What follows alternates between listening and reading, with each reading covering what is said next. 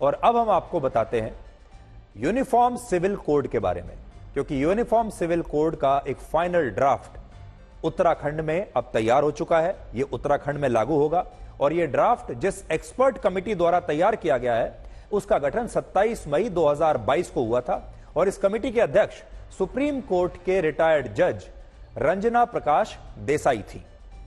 इस draft report को 4 खंडों में तैयार किया गया है, जिसमें पहले खंड में एक्सपर्ट कमेटी की रिपोर्ट है, दूसरे खंड में कानून से जुड़ा ड्राफ्ट कोड है, तीसरे में इस विषय से जुड़े हितधारकों के सुझाव हैं और चौथे खंड में प्रारूप संहिता को ध्यान में रखा गया है।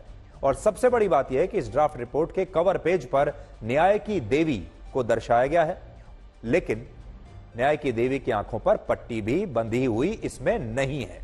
सबसे खास बात यह है, यहां पर पट्टी नहीं बंधी है।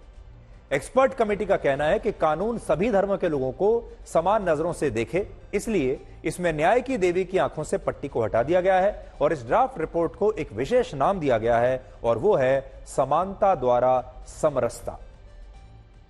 इस ड्राफ्ट रिपोर्ट को अब उत्तराखंड की सरकार एक बिल का रूप देगी जो 6 फरवरी को उत्तराखंड की विधानसभा में पेश किया जा सकता है और अगर यह बिल पास हो गया तो गोवा के बाद उत्तराखंड यूनिफॉर्म सिविल कोड को लागू करने वाला देश का दूसरा राज्य बन जाएगा।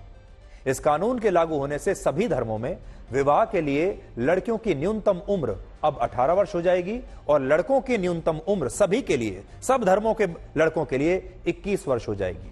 फिलहाल हिंदू, सिख, जैन और बौद्ध धर्म में तो लड़कियों को 18 वर्ष की उम्र में ही बालिग माना जाता है और अगर इससे पहले इन धर्मों में किसी लड़की की शादी होती है तो ऐसे मामलों में पुलिस शिकायत के आधार पर कानूनी कार्रवाई कर सकती है, लेकिन इस्लाम धर्म में अभी यह कानून नहीं माना जाता। मुस्लिम पर्सनल लॉज के मुताबिक 15 साल की उम्र में मुस्लिम लड़की की शादी की जा सकती है और यह गैर कानूनी नहीं माना जाएगा। लेकिन उत्तराखंड में यूनिफॉर्म सिविल कोड लागू हो गया तो बाकी धर्मों की तरह इस्लाम में भी मुस्लिम लड़कियों का विवाह 18 वर्ष की आयु से पहले नहीं हो सकेगा, यानी सबके लिए एक समान आयु का कानून बन जाएगा। दूसरा, इस ड्राफ्ट रिपोर्ट के तहत उत्तराखंड में शादी का रजिस्ट्रेशन अब सभी धर्मों के लोगों के लिए अनिवार्य होगा। तीसरा, तलाक के मामलों में पुरुषों और महिलाओं को बराबर के अधिकार मिलेंगे। चौथा, पुरुष पहली पत्नी के जीवित रहते हुए या उसे तलाक लिए बिना दूसरी शादी नहीं कर सकेंगे।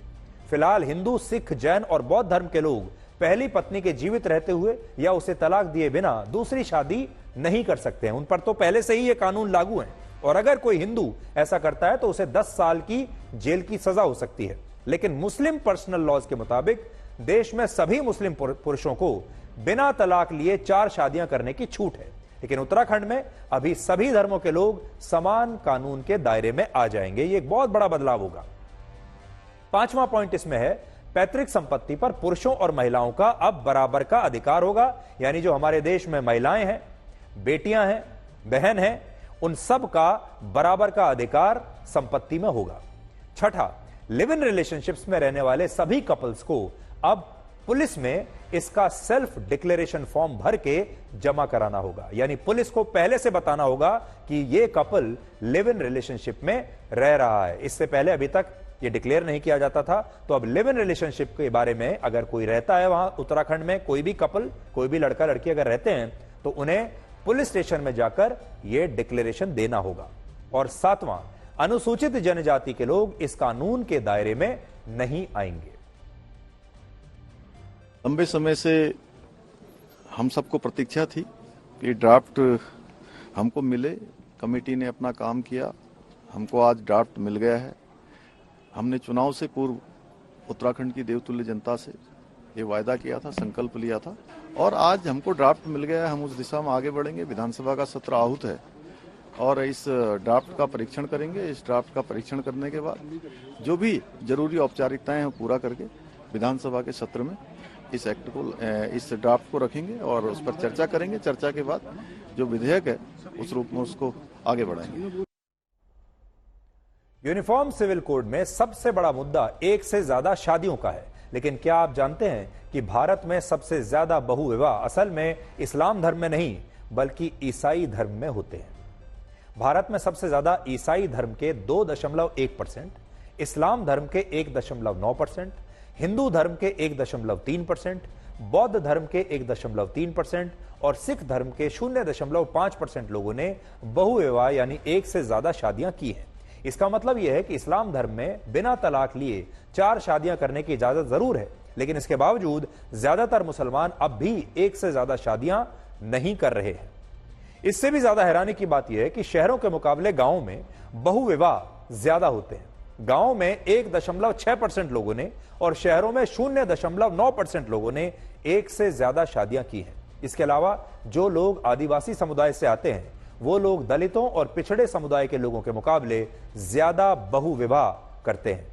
आदिवासी समुदाय के 2.4%, दलित समुदाय के 1.5% और पिछड़े समुदाय के 1.3% लोगों ने एक समय में एक से ज्यादा शादियां की हैं।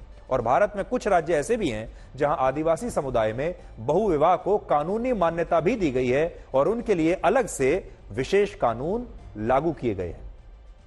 अब यहां नोट करने वाली बात यह है कि भारत में सबसे कम बहुविवाह उत्तर भारत में होते हैं, जिनमें उत्तर प्रदेश, दिल्ली, पंजाब, हरियाणा, हिमाचल प्रदेश, उत्तराखंड, राजस्थान, मध्य प्रदेश और गुजरात में न के बराबर लोग बिना तलाक लिए दूसरी शादी करते हैं।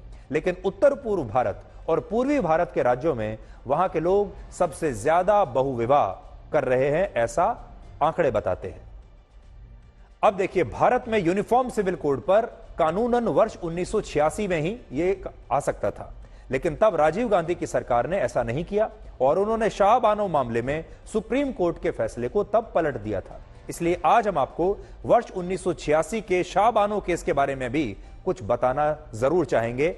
आजादी से लगभग 15 साल पहले वर्ष 1932 में शाहबानो का निकाह मोहम्मद अहमद खान नाम के एक व्यक्ति से हुआ था, लेकिन इस निकाह के 43 वर्ष के बाद वर्ष 1975 में मोहम्मद अहमद खान ने अपनी पत्नी शाहबानो को अपने घर से निकाल दिया और इसके बाद वर्ष 1978 में उसे तलाक भी दे दिया। जिस समय यह तलाक हुआ उस समय शाहबानो की उम्र थी 65 वर्ष और इस उम्र में उनके लिए कोई काम करके अपना जीवन यापन करना बहुत ही मुश्किल काम था। तलाक के बाद वर्ष 1978 में ही शाहबानो ने इंदौर की एक अदालत में याचिका दायर करके यह मांग की कि उन्हें उनके पति द्वारा हर महीने 500 रुपए गुजारा भत्ता दिया जाए। इसके कुछ महीने के बाद अदालत ने अपना फैसला जरूर दिया, लेकिन यह फैसला शाहबानो के साथ एक तरह का अन्याय था, क्योंकि अदालत ने गुजारे भत्ते के लिए हर महीने 500 रुपए नहीं बल्कि सिर्फ 20 रुपए की राशि मंजूर की, जबकि शाहबानो के पति की सालाना आय उस समय 60,000 रुपए थी। बड़ी बात यह है कि हर साल 60,000 रुपए कमाने वाला मोहम्मद अहमद खान अपनी पूर्व पत्नी को हर महीने 20 रुपए भी देने के लिए तैयार नहीं था। इसके बाद यह मामला मध्य प्रदेश हाईकोर्ट पहुंचा, जहां अदालत ने यह फैसला सुनाया कि शाहबानो को उसके पूर्व पति द्वारा हर महीने 20 रुपए नहीं बल्कि 179 रुपए 20 पैसे गुजारे भत्ते के तौर पर देने होंगे, यानी लगभग 180 रुपए शाहबानो को मिलने चाहिए।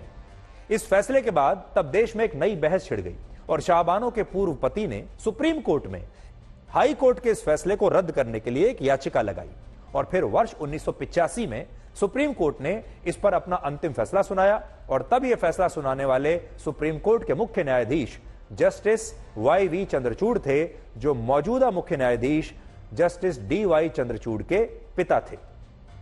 उस समय सुप्रीम कोर्ट ने शाहबानो को हर महीने 179 रुपए 20 पैसे गुजारा भत्ता देने का मध्य प्रदेश हाईकोर्ट का फैसला सही माना और शाहबानो के पूर्व पति मोहम्मद अहमद खान को 10,000 रुपए अतिरिक्त शाहबानो को देने के लिए कहा। यह एक ऐसा फैसला था जो भारत में 3 तलाक कानून को उसी दिन उसी समय समाप्त कर सकता था और यूनिफॉर्म सिविल कोड एक तरीके से लागू करने का यह आधार बन सकता था। उस समय राजीव गांधी के पास लोकसभा में 400 से भी ज्यादा सांसद थे, वो प्रधानमंत्री थे और उनके लिए यूनिफॉर्म सिविल कोड को लागू करना तब बहुत आसान था, इतनी जबरदस्त उनके पास बहुमत था। लेकिन उन्होंने मुस्लिम संतुष्टिकरण का नहीं बल्कि मुस्लिम तुष्टीकरण का रास्ता चुना और वर्ष 1986 में राजीव गांधी की सरकार ने सुप्रीम कोर्ट के इस फैसले को संसद में पलट दिया और शाहबानो को मिला न्याय रद्द कर दिया गया, क्योंकि संसद बीच में आ गई। तो ये यूनिफॉर्म सिविल कोड का एक छोटा सा हमने आपको एक किस्सा सुनाया है। अगर उस समय राजीव गांधी ये फैसला ना करते तो तभी यूनिफॉर्म सिविल कोड का आधार हमारे देश में तैयार हो चुका होता।